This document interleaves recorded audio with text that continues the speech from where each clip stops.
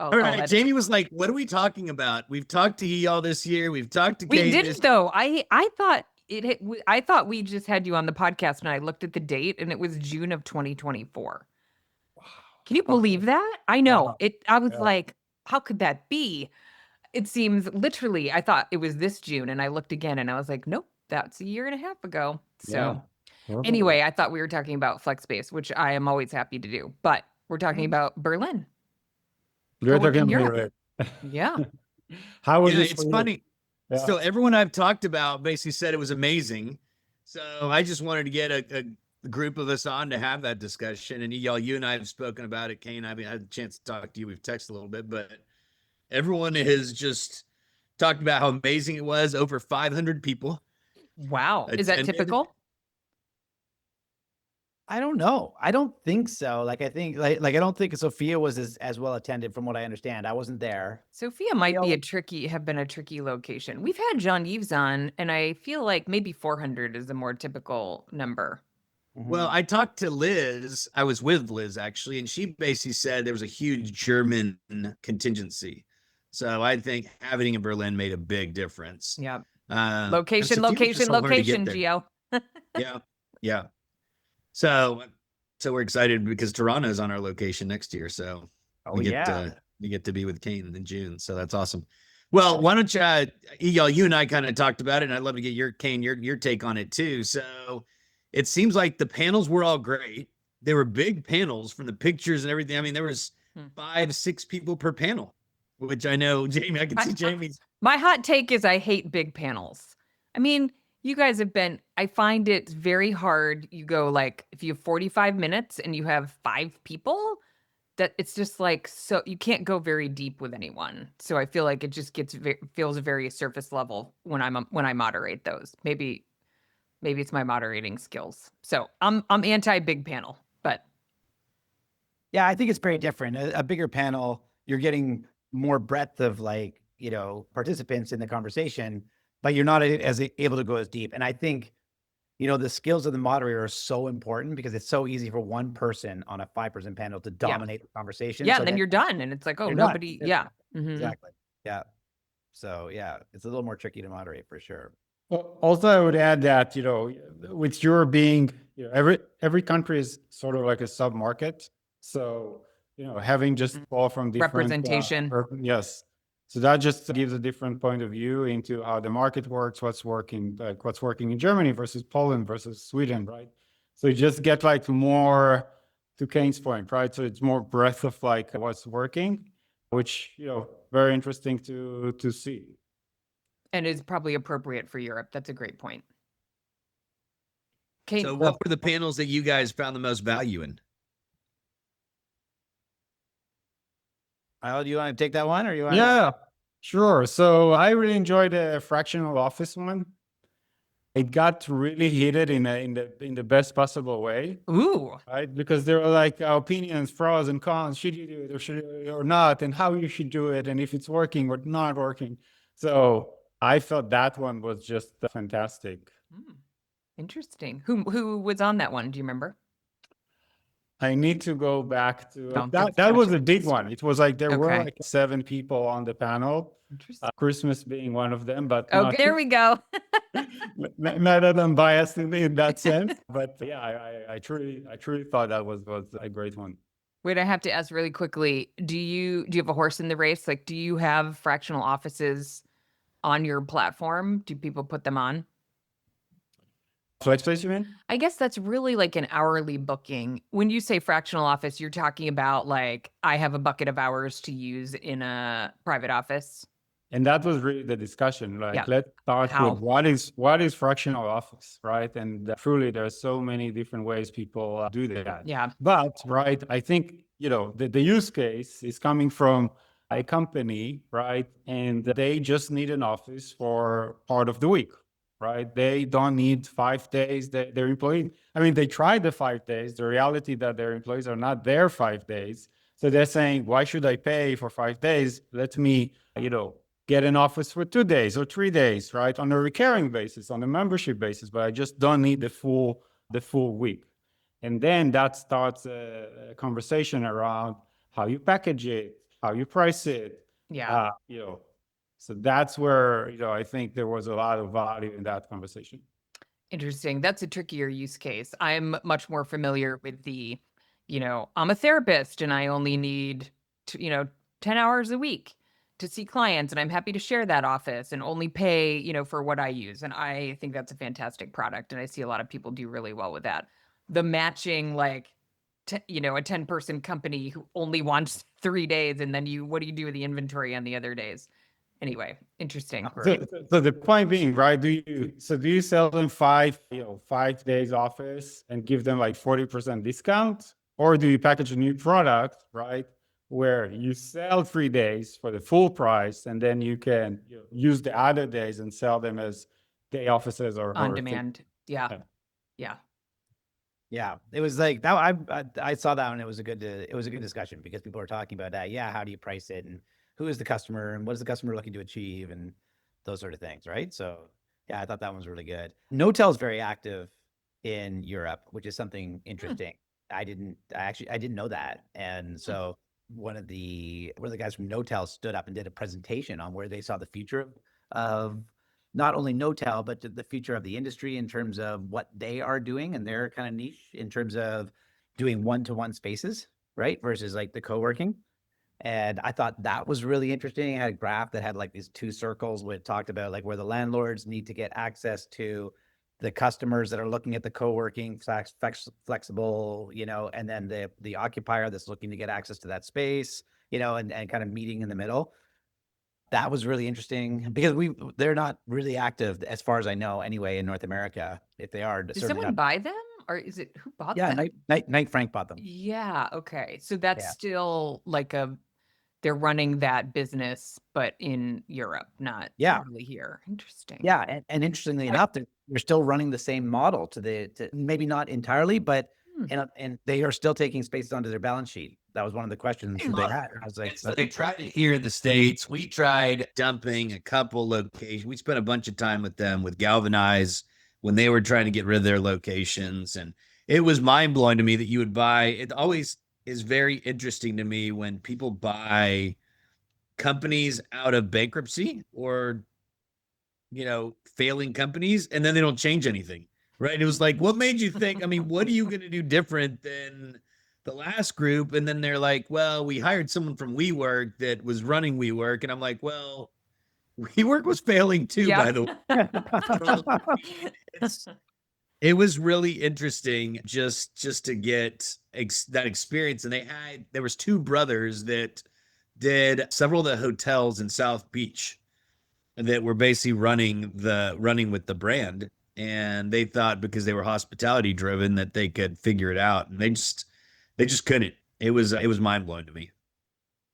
Yeah. Yeah, it's really interesting. You really need to. It's really challenging to buy a location. Like if you talk to the guys at Premier, they got it figured out. But I can say that it's it looks on the surface like a good deal until you kind of dig into it. Usually it failed for a reason, right? So, and sometimes it's operations, sometimes it's sales and pipeline, and but a lot of times it's it's location, it's fit out, I'm shorting roll-ups. Yeah, it's probably live today with Stormy. Stormy thinks there's going to be a lot of industry roll-up, and I don't see how that gets done. I think that's more interesting. So I think, and we're kind of going on a tangent here, but I think consolidation makes a bunch of sense. I think there's a lot of there's operators out there that are operating well with good margins, and there are other operators. So consolidating of profitable spaces. I think she was talking about something different, but maybe I misinterpreted. Yeah, I mean, if you're talking about consolidating, creating scale, you're talking about just creating scale among existing operators who are doing well enough to make sense. Yeah. Where like some of the bigger players or the ones that want to be bigger players can go out and accretive transactions with the profitable companies. I think that you'll likely see more of that. I think I think there's the appetite's kind of coming back. People are coming back to the office, so I think that's interesting. That's to circle this back to Coworking Europe.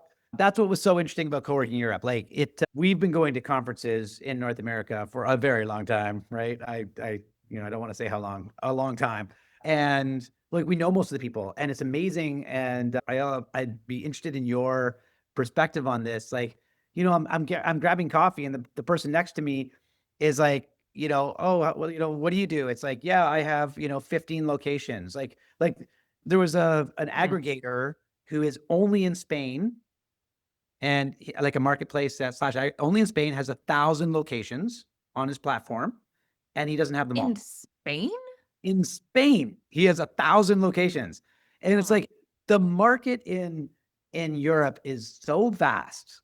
It's so advanced relative to North America. In North America, if you say like how many operators have over 20 locations, you can count on maybe one hand, two at What? most, Yeah. two at most, right? Yeah. So over there, 15 location operator is kind of a small, like regional, I have 15 locations in Sweden. Like that sort of, there's a bunch of those operators that were at this conference that I just had no sightlines into. There was like a whole huge market of like hyper local, also multi-market, sophisticated players that you've never heard of, that are like great people to have conversations with and get perspectives on. 100%. Yeah, I had the same experience. Exactly. Like the amount of multi-location operators in Europe is just mind-blowing. So that's one. And the second thing that I noticed, that the share of the ones that also owns the real estate, right, where they are the landlord and the operator, is also largely bigger than what we know in North America. So two interesting trends, to just kind of look into is like, one, how come, there's so many multi-location operators? Surely they're doing something right? Because they can quite easily scale from 1 to 2 to 10, 15, 20. So I would say that 10 to 20 might be even kind of the average, or like what, at least in that conference, right? Kind of like most operators, that was kind of the side that we've seen. And two, owning the real estate, right? Which partly might be the reason, right? Because they can run better margin, they can run more efficiently and then scale. Yeah, it was very well attended. There was a lot of people there, and a lot of people that I hadn't talked to before. And so many multi-market operators was really, really interesting. What do you think about square footage? Like, are we talking like everybody's running, 20, 15,000 square foot locations, or? So they do the metric system. I know. Don't make me do the square math, meter. but it's I was kind at of that equivalent, right? It'd be No, like, kidding. It's from Pulp Fiction. Yeah, that's right. The quarter pounder with cheese. Quarter pounder? That's a good reference. Yeah, so everybody's talking in square meters. But yeah, no, they weren't all small operators. Like most of them weren't actually. Like most of them were running 20,000 square foot location, 15, 20,000 square foot locations. We went and looked at design offices. That was one of our tours that we had. The location I looked at was 40,000 square feet. There was a 60,000 square footer there. There's big locations in Europe because of the depth of demand. But I also think that the choice and competition in Europe is very different than North America. In North America, there's just like we were saying about the amount of locations people have, there's a fairly limited amount of sophisticated players in North America, right? And so like if you run one location and you got a niche, like you can compete all day long, and you got your thing and you got your little spot, But if you just want to do kind of, the standard thing, go into an urban center and build a nice quality product and like, and say that, we do hospitality, like that's tough to do. the bar is too high. The bar is high there. Yeah. The bar is high there because there's just so much choice and competition. I think that the depth of demand is deeper as a result of that. The knowledge of the consumer is higher, like because of that. Like they're more educated on what's available. Yeah. But I think you have to dial it in. And probably the reason why we saw so many multi-location operators is because those are the ones that are competing. Those are the ones that are in the race, right? Yeah. Whereas I think in North America, I would run into many operators that have 1 and 2 locations. That would be pretty normal at a conference, I didn't meet anyone at this conference that had 1 or 2 locations. Yeah. I mean, the real estate ownership is also really interesting. I mean, there's so many markets in the US that have the high demand where real estate is like untouchable. I mean, in terms of raising funds and buying the real estate. I mean, yeah, it's interesting that that's so much more common in Europe. So take London, for example, right? There is 10%. So Flex has 10% penetration, right, of the whole office market, 10%, right? North America is what, 3. 2? Yeah, Right. yeah. So yeah, I mean, I had like, I don't know if that's like a safe assumption, but in London, my take was that the standard list is just much longer. The Potentially. standard, wait, what do you mean, the standard list? So if in the US, right, standard list is what, 5 to 7 years? Oh, lease. Sorry, Geo. Yeah, it's 5. I mean, really 7 to 10 is what we're trying to do. Yeah, I to was get going to say Geo and I aren't going to let anybody sign 5, but but yeah, in the UK, they're signing 20, 25-year leases. It's crazy.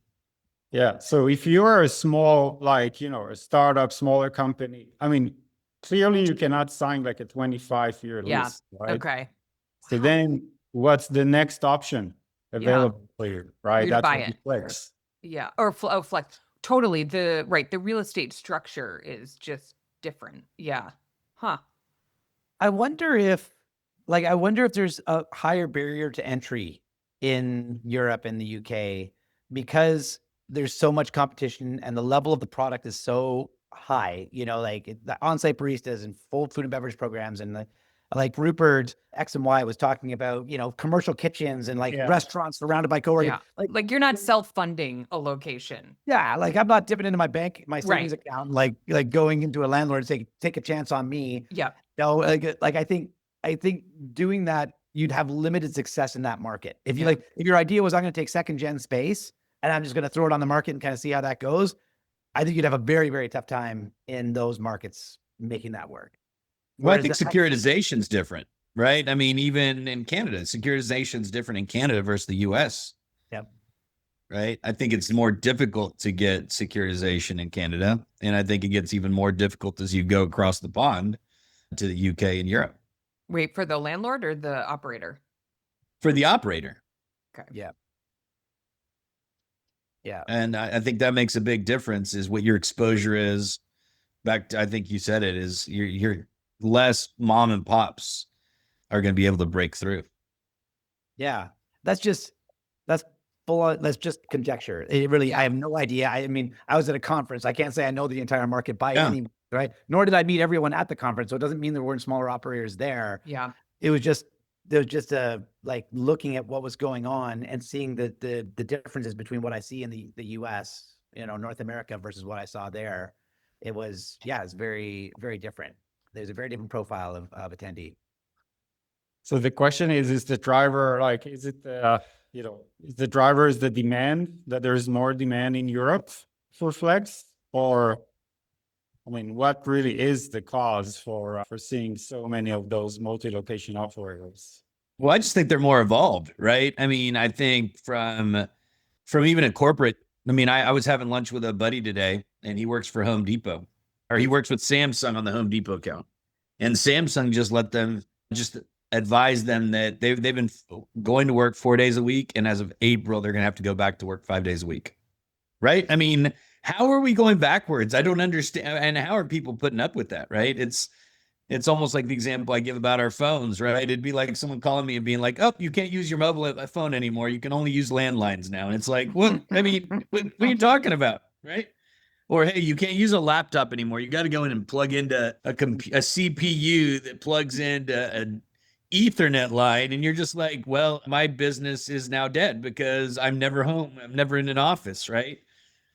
So I think that's a big part of it. I think that overall, I mean, I've said, you know, and this is not just a European comment, it's Latin America and other things too, is I think most of the world works so they can live, as opposed to the US, we live so that we can work, right? And so I think the acceptance of the flex workspace, the flex strategy of how people work and having the ability to work from all kinds of places is dynamically different, right? In North America versus most of the rest of the world, right? I think Asia would probably be more aligned with us, right? They're less vacations and everything else. But I mean, I talk to friends in Europe, they're like, oh yeah, I get 8 weeks of vacation a year. And I'm like, what? I mean, I don't think I could use 8 weeks of vacation if I wanted to. Gio, I'm just going to argue with that all day long. Just because I Look at overlap your work and calendar. vacation is a totally different Depends on what thing. you consider vacation. That's the Yeah. question. Exactly. Okay, Yeah. that's fine. Yeah. Yeah, there's no sitting on the beach for Gio, but Yeah, if you're just talking about saying. sitting on the beach for 8 weeks, no. But if you're talking Gio's a about pro at blending work and life. exactly, that's right. Yeah. Yeah. And I I know think that's what the future is about. Right. Sorry, Yeah. you were about to say. No, I was just going to say, you asked, I was in Japan last week and you said something about it being more formal, and 100%, like everybody's on the train, like in suits, and they're Yeah. going to the office. It's Mhm. very, yeah, different culture. And Oh, they're probably working 10-hour days, right? And I've seen they've got nap rooms where literally they nap for 30 love a minutes nap to an room. hour in the middle of their shifts, and that's how they can work that long. But that's what they're used to, right? Is from young age. I mean, you look at how their schooling system works and how many, they're not only like classes that they're taking for overall just education, but then you have on top of that, they've got instrument classes, they're taking karate, they're taking all kinds of stuff, and the way that their structures are compared to ours are completely different. yeah. Did you see any co-working spaces, Jamie? No, it's my biggest regret while I was there. It can be very hard, as you probably remember, on family vacations to be like, I need a half a day to go, Oh, I to go remember. visit the Yeah. co-working Not spaces. not always that popular when you go away on vacation. You're like, No. hey, do you want to check out some co-working spaces this No, afternoon? but a It's like, huge regret that I did not. So I actually wrote myself a note and said, you will not go to another country again without just saying, look, I'm going to do this for half a day. So yeah, Was it my note to self. mainly Tokyo, or have you been to Kyoto and other We places? went to Tokyo and Kyoto, and actually we spent one day in Osaka. So, and they all have co-working spaces. So yeah, it would have been nice to. Yeah, I used to work there, or work there for a few months. In Tokyo So- or? In Tokyo, yeah, in Okay. Tokyo. So that was after. So that was when I was with WeWork, and that yeah, when SoftBank came in after the IPO failed, and Masa had this big vision of how we're gonna turn around WeWork and all of that. So they asked me to move to Tokyo because WeWork Tokyo was a joint venture between WeWork and SoftBank. So they pretty much gave us like carte blanche to do whatever we wanted. There were like 14 buildings to kind of build the future. But, COVID hit March of 2020. So, I kind of took the last plane back to San Francisco. But I was there for like 5 months. It was an incredible experience. So I was curious there because their office culture feels so traditional. They are flex users. Yes, very much so. Very much so. But I think, again, I only had access to WeWork at the time. I Yeah. didn't venture outside. Yeah. WeWork really at the time, right, kept like their culture. So it didn't feel that formal. Working with like WeWork Japan was 100% very formal. You hand your business cards. your hands. Yep. Yeah. That's yeah, I think it's so valuable to go to other areas of the world and see how people are doing things. And like you learn so much. It's such a great education, right? And so I would love to like go to a conference in Asia for co-working and kind of see what's going on over there. I think that would be amazing because it really does give you a The different pressure. Yeah. No pressure. Global Workspace Association. Liz did Singapore for a year or two. She did. She did. Yeah. I was talking when she was in Berlin as well. And I was talking to her about that, saying, well, you should go back there again. We should it would be a good reason for us all to go. I think, we have done London. We did mostly North America. And then what I found was like, we really got to go outside of North America and see what else is going on out there. And then I went to London and wow, it was like eyes open, like holy, like they so far ahead, the conversations that they were having, the build outs, the deal structure, everything. Like there was just so many things, right? You look at Uncommon, they craned a tree into the top floor, and opened it, like just insane things that you would see there that really kind of show you what the future is going to look like. And it's such a great opportunity to see the the trajectory that this industry is going, because obviously it's going to move that way. Because if you went, I don't know, 15 years ago in London, that's what North America looked like, right? There's a handful of operators, IWG was the biggest, that sort, so I think you see where we're going to go, and you see different people looking at it through a different lens and having different environments that they're competing in. It is such a good investment to go to these conferences, and because you really get an opportunity to like concentrate the conversations around exactly co-working and really, ask all the questions. It's really interesting. Yeah. What did you think? Which kind of goes back to immersive, right? And that Let's bring it back to the GWA. Yeah. Yeah. Yeah. Oh, but I mean, I'm super, and not that I've been excited about the other ones that we've had, but this one, like, we're kicking off with the asset manager of Highwoods, which owns 16 million square feet here, kind of on the East Coast, which is actually where the conference is, with Lawrence Gellerstad, which, Jamie, we've had on before, who is, a regional broker. His dad basically was the CEO of Cousins. And then we've got AI and marketing and culture, which are all awesome, excited about those.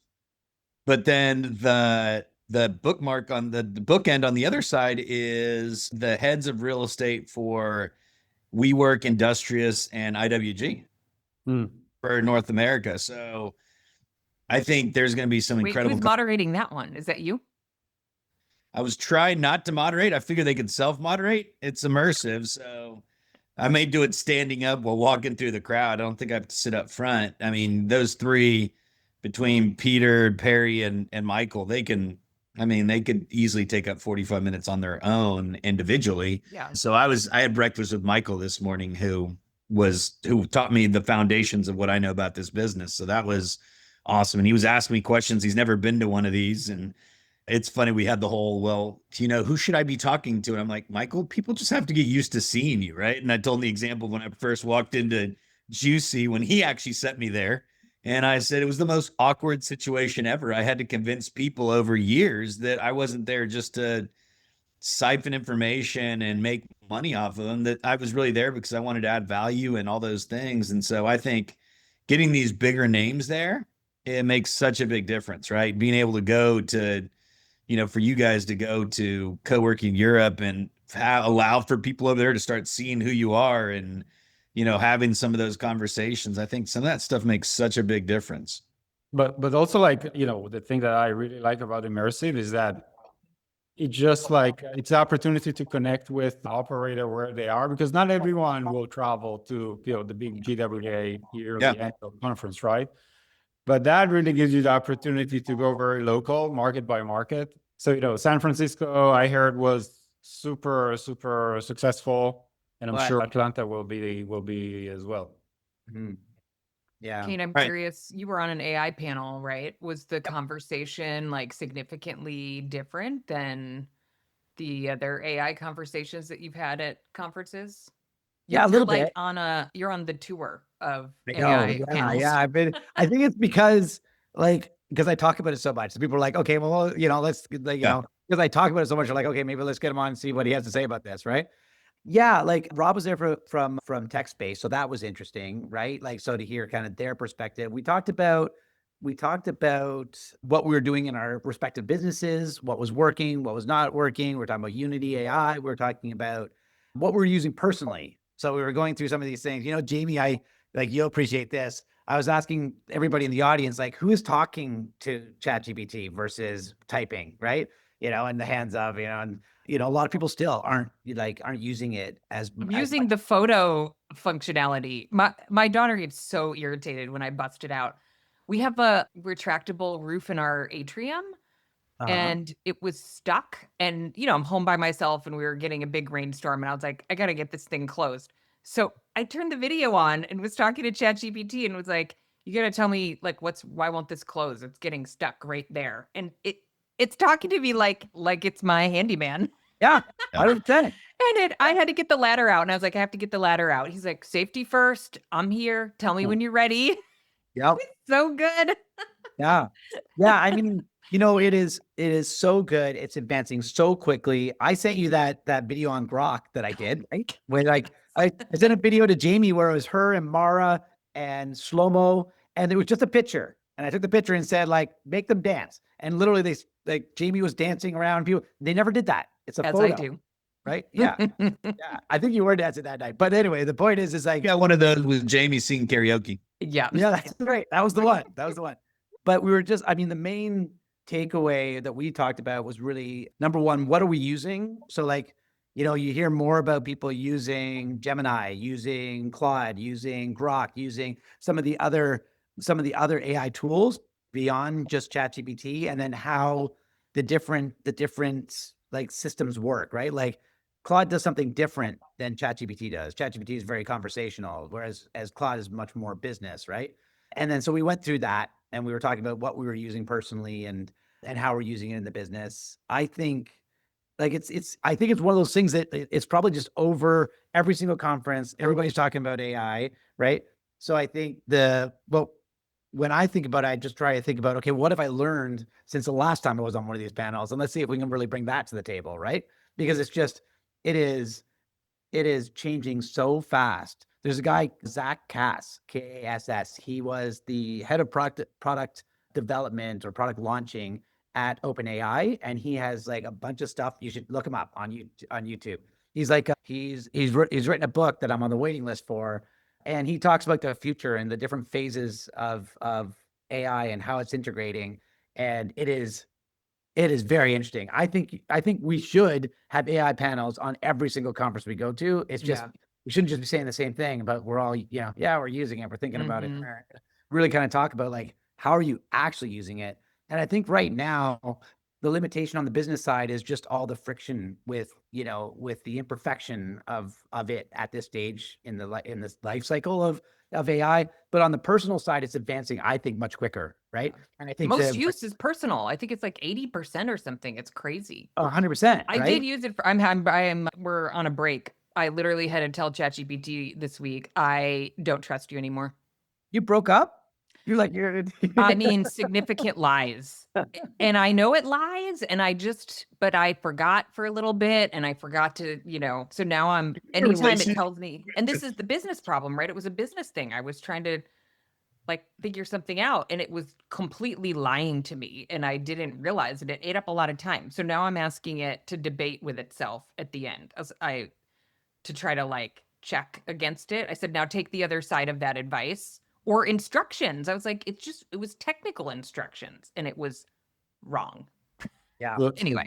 just on the business side, right? Not to segue into FlexSpace, but what definitely like it's just improving very fast. But to your point, Jamie, right? It's about the data, right? So, when you use ChatGPT for your business needs, right? It just has so much context that it can truly hallucinate. What we are doing now, and that will be roll out January next year. So it's your own personal business assistant, right? And the reason why we can do that is because we limit the data to your business data, right? So it's not the whole entire world. Totally. Yeah. Your tables, right? Yep. Your data, your bookings, your occupancy, your trends. And then it starts to be very good at providing meaningful insights to you, to your location, to your business. And that's fascinating. So we started training it about 2 months ago. So it's we're rolling it out slowly because, we truly understand that, if it does give you the wrong advice or it lies to you or just saying something that is completely off, then you won't trust it and you won't use it ever again, right? So it's very important that it will be accurate. So the way that we structure the data, I won't go into all the technical things, right? It's truly powerful. Again, we're waiting they're like early adopters and like beta users, all of that. But we're waiting with rolling it out for general availability just because we want to get it right. We understand the importance of getting it right. But once it's there, it's mind-blowing because like when we play with that or like the operators that are starting to work with it, the the insights that you get are so non-trivial. And even for us, right, where we are in the data and we're always seeking for, the smartest kind of insight to get out everything that we see, it's still like it's mind-blowing and it's fantastic, and it will accelerate and grow so fast. So you will have, right, you will just be Jamie on steroids, right? You'll just become so much smarter about your business, which is insane. Yeah.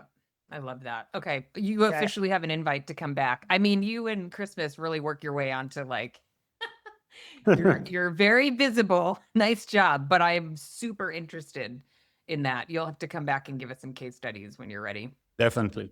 Well, I think part of the interesting thing that we're trying to figure out, back to the comment around changing up how we're talking about it, is like, and you and I had a long conversation around this, is, how are people applying it to their business, right? Yeah. And so, we make an effort to try to change who's up there, not just vendors, right? How are actual operators using it?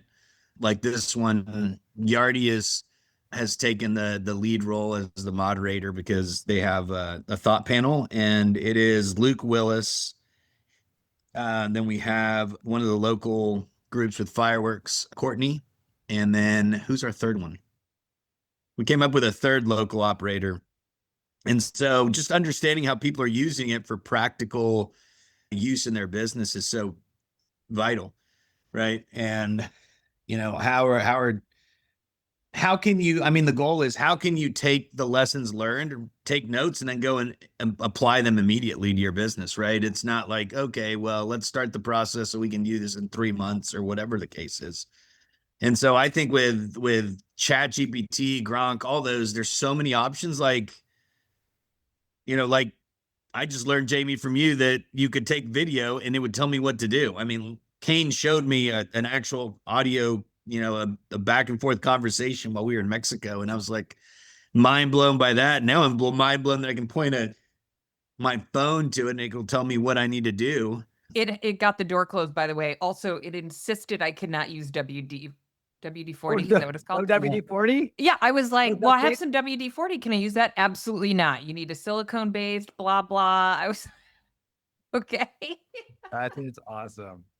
Okay, I'm going to pull a Geo. Tell me something fun that you did in Berlin, or a fun conversation you had that was not work-related. Kane, you start. Okay. Okay, so we went to a club that translates from German into suicide club.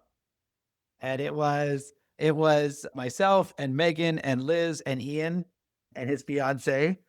Wait, Ian Miner? No, Ian from Ascensus? Yeah. And so we got to meet his fiance, which was amazing. Nice. Anyway, so we went out for dinner. He took us to the Soho House, which was really nice. And so we had dinner there. And then we went to this club called the Suicide Club, right? And it was as grungy as it sounds. And we went there, and it was a true Berlin kind of rave experience. We were there till like early hours of the morning. And it was wild. It was wild. So yeah, so that was a lot of fun. That was kind of unexpected. Wasn't expecting we were going to do that. So that was pretty neat. It's nice to be able to like go out and spend time with people in those areas. I find sometimes the conferences, like they literally like just like they go by like you're going here, going there, going and bang, you're on a flight going home, right? So I actually ended up changing my flight to a day later because everybody was like, yeah, we're going to go out on Thursday night. I'm like, oh, okay, all right. So Nice. Twist my arm. Yeah, twist my arm. Wait, and this was post half Ironman, so it was. So I was completely blowing off some steam. Oh yeah, have a off beer. the program, having drinks, the whole thing. Staying up late, not sleeping well, all those sort of things. So yeah, I took full advantage of the post race off the wagon. So funny enough, I also postponed my flight. I was supposed to go back Friday. I ended up going back Saturday.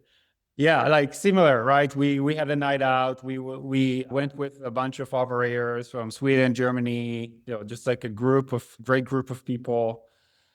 And yeah, it's Berlin. It's everything. You don't stop, right? You just keep going. So Tore a ring off, put it aside. Oh yeah, yeah, for sure. Exactly. My Garmin was not very happy.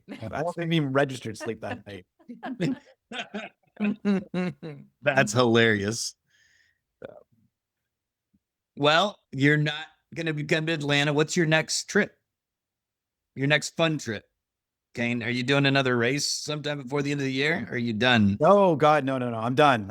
I had enough. The of body needs to rest. Body needs to rest. My body needs to rest for sure, which is great, which I'm really enjoying and taking full advantage of right now.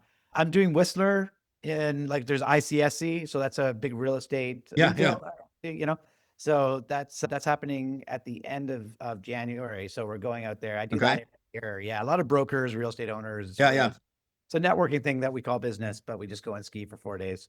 So that's gonna be fun. I'm looking forward to that. And Eyal, your next trip? Next trip. So Costa Rica in the holidays. Nice. Yeah. Nice. Yeah, so it will be fantastic. We'll surf, we'll eat, it will be fun. Good group of people, so looking forward to that. Good. And Jamie, you just got back from Japan, so what's... Okay, are you ready for this? I have a total boondoggle coming up. It's so bad that I don't even know if I want to confess it. Are you ready? Too late.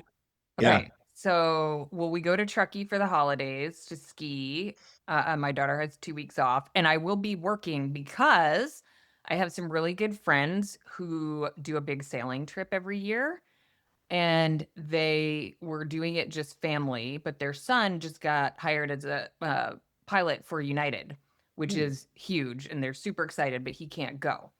So it's like 10 days on a boat in the British Virgin Islands. Wow. Wait a second. In January. Is the family? Who's going? Is it just you I was going? going to say, who all's going? Wow. Just you? Just me. So my husband just took a new job. Like he starts on Monday.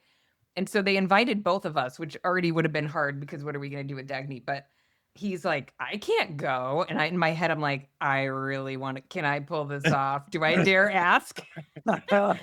So, I worked, I had to lay out a plan of how this was going to happen. And I was like, I just YOLO, it's like a once in a lifetime. So 100%. When are you going?